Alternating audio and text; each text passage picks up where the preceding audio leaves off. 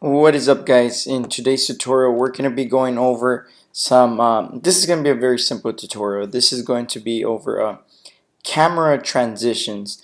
And what are camera transitions? They're pretty much what it sounds like. It's transitions that you make via your camera. So it's not a transition that you create from your effects or something like that from video transitions.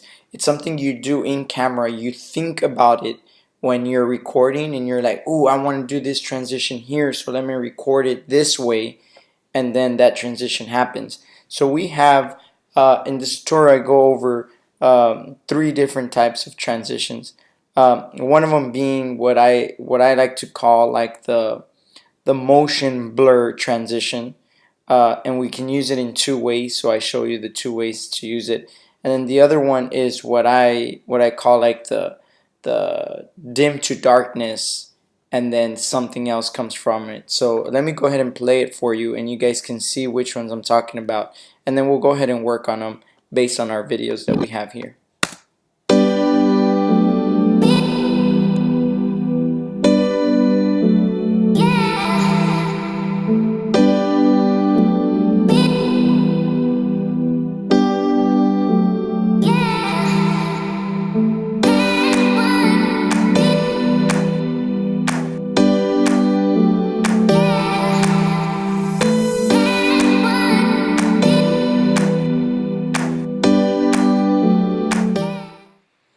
Alright, there we go. So as you guys can see, these transitions here, for example, we don't have any actual transition that's happening. It's just, it happens so quick, the camera goes to dark, the next dark screen you see is the next video.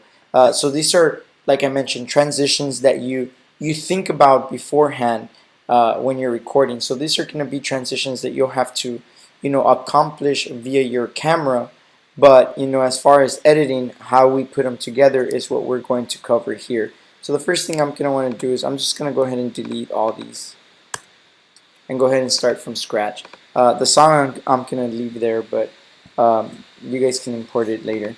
So right here, the ones that I'm going to be using is I wrote these down. So I have number 15, number 16, 17, 20, 22, and 23. Those are the ones we need. And I'll go ahead and drag those over into my documents here. And then I'll just go ahead and start in that simple order. So I'll go ahead and drag number 15 over in here. Go ahead and hold Alt, click on the audio, and go ahead and delete that. And as you can see, we have the motion effect starts right around here. So we'll go ahead and pause it right around there. And we're going to go ahead and drag number 16. This one I'm actually going to go ahead and double click because I need to find out exactly when this motion starts. So right around here, I'll go ahead and put that little motion here and just bring in the video only and make sure they cross. So now you get that effect, right? And that looks pretty freaking sweet, I think. And it's cool, but the video's a little too long after that. Excuse me, guys. We don't need that much footage, so I'm just gonna go ahead and cut it here simply right there. Go ahead and double click for number 17. Now in this one is like slapping the camera off of a person's hands. You might want to do it for a specific type of video. It may not always occur that you have to do this, but if you ever do, this would be a cool way to do it to not damage the camera, right? So you have this right here. The motion happens, we're like, oh, someone hits it right around here. So let's go ahead and start it maybe somewhere here. And then right as this motion happens, we're going to actually cut it right around here. And just bring this video over right there. So we now have just this right here. And so as that's happening, we go over to 20. And 20 is going to have that motion blur effect right there. So let's go ahead and go back right there. And let's go ahead and start the video there and drag this video only. And remember, these things, they have to, they might work like this. Yeah, see, so that kind of works really good, but you really want to overlap it a little bit. and so that looks really good. Maybe just bring it out just a bit like that, and so that looks pretty good. And so right here, the one of the things that I did different on this one is because I kind of made the camera land very carefully to not damage it. So what I want to do here is just kind of come here, and then as soon as it's about to hit the ground, just kind of cut it. And I'm using the razor tool, so I'm using the shortcut C. And then right around here, just go ahead and cut it. Go back to the selection tool, which the shortcut is V. And then right click, go ahead and go to speed and duration, and switch this over to like around 150-ish. And bring this over this way. So now you have like a solid, smooth thing where it kind of lands, and it autofocuses to the ground. And then you can press C and then just cut it off, so we can delete that part. Then the next one we have is the dip to black area. So on this one we've got to look for the area where I'm standing right here. So that's pretty good. I'll go ahead and start it right there and bring the video only. Put that video right here. And just go ahead and play it through. And I come, make it dark, and right around here where it's all pure darkness, I'll go ahead and like cut it right there, V, and delete the rest of it. And bring in number 23, which starts at dark, but notice it's like a lot of dark, and then finally the light comes through. So right around there, we can go ahead and cut that out and bring this in here. And remember, just overlap them ever so slightly. Maybe just give it a little bit of extra black.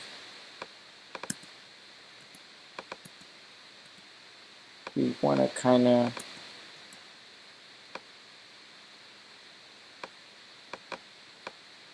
maybe give this a little more black as well. And there we go. So now we get this like cool motion effect here where it's like boom, and it goes on into another screen. That's a very cool effect. Now, this seems very easy, right? And no, it's not just that it seems very easy. This is very easy. And so the question arises, well, why and where would we ever use this? Well, say for example you're making a music video, or you're making a movie trailer, which is the next assignment, the movie trailer. Sometimes you want to just get away from your usual stuff. You want to make some cool things, some cool little techniques to give that viewer that like, whoa, this happened, or something, you know, crazy camera movement stuff. You want to stay away from this whole thing where the camera is always steady, just doing simple motions and like things like that. You want to accomplish cool stuff that, you know, make the viewer go, whoa, what's going on? What's all this crazy stuff and things like that. You want to have the viewer engaged. And so that's our goal with these techniques, and I want you to practice them, and I want you all to like try to incorporate them in one way or another in our next assignment. So the last thing here really quick that we're going to be doing is, but not the last thing, we still have to add a couple more things, but is adding our song. And so now we have this going on, right? And so what we want to do is head over to our effects and just make sure that we cut our song just maybe a little bit out from here, and then add exponential fade. And the reason why is because I want the video to kind of go into the black area before the music fades out. And then it fades out. I might even do this just ever so slightly longer. And then I'm going to go over to cross dissolve, and just add cross dissolve at the very end here, and cross dissolve at the very beginning. And that's it. So now it starts. And notice we don't have any transitions, but our transitions are still there. See, and so I really like these kind of transitions. I think they would work very good with our videos for anything that we do. You don't have to use that second one a lot, but I mean, the first and the last one can be pretty interesting if you guys use them occasionally. Now, one of the things though is try to think outside the box with how you use these transitions. Now notice in this one, I come towards the camera and I make it go dark. You don't have to do that. You know, it could be that maybe you're in the hallway, you're walking through the hallway, you go inside a room and you clearly see that, you know, you're going in through the door of the room, right? And the room is really dark. And as you go inside the room, you see the outside of the school or something like that. Or maybe it could be that, you know, the door is closed, you're in a bright room. As you're opening the door, light comes shining through. Instead of darkness, you can use brightness, right? So light comes shining through, and then you're outside. You know, it's like, oh, you're going into Mr. Gonzalez's room, door opens, oh, wait, what? You're outside? You know, something like that. You get creative with how you use this brightness and darkness to like trick people into thinking that it's one solid camera movement, but it's actually two scenes. Like, this is what people call movie magic, right? Because it looks like it just went from one swoop and you're over here, but no, it's actually two clips and nobody will ever know because it looks like one solid movement, you know. And so in this one too, people will think, oh, the camera actually fell, but no, it's two scenes and nobody will ever know. Same thing here. Well, this one's a little bit more tricky. This is a little more obvious, right? But it's still like it goes from dark and just brightness again and you're somewhere else. So this is what you kind of want to achieve, some way of creating this effect that makes people think that you've done something in one solid motion, but it's not. Anyways, guys, this is a very quick, short tutorial. I hope you enjoyed it, and I hope you guys go out there and practice these techniques. And as always, I will see you on the next one.